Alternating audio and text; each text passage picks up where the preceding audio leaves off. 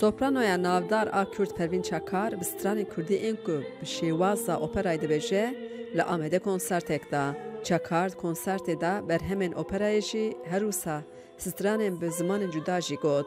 Gîştina wê astê di hunera xwe de helbet ne bi hêsanî çêbûye. Lê ew dibêje tu serkeftinek bê tekoşîn çê nabe.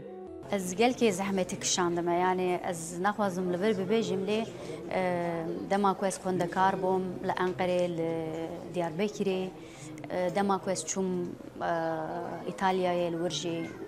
Yani jiyan wisa ye, jiyan mücadele tekoşîn e. Yani tu nikare bibêjî yani bê tekoşîn serkeftin heye. Me re nikare bibêjî yani. Divê tekoşînekê hebe, tekoşînekê baş û serkeftinekî xweş. Hola konserê tije bû û gelek hezkiriyên hunermenda Kurd hene.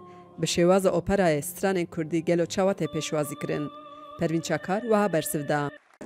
Aleqeyên Kurdên me ji bo operayê berê tune bû. Lê dema ku Kurd, sopranoyekî Kurd, jin ji bo xelkê xwe stranên Kurdî, stranên gelerî bi teknîka opera dibêje distre tiştekî taybet e ji bo wan jî. Ji ber wê yekê hemû dixwazim min bibînin û werin konsera min.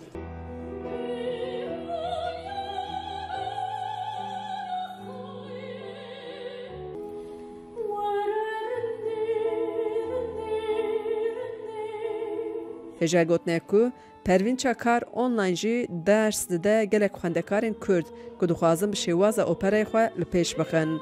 Çakar dibêje ger bingeh hebe, dixwaze li bajarê ku lê mezin bûye li Amedê rastexwe jî xwendekaran perwerde bike, lê barê de ser vê yekê ku bingeh û piştevanî divê. Daxwaza ya mezin ew e ku dengê strana Kurdî di nava operaya cîhanê de jî bilind bike. Xecî Can Farqîn, Dengê Amerîka, Amed.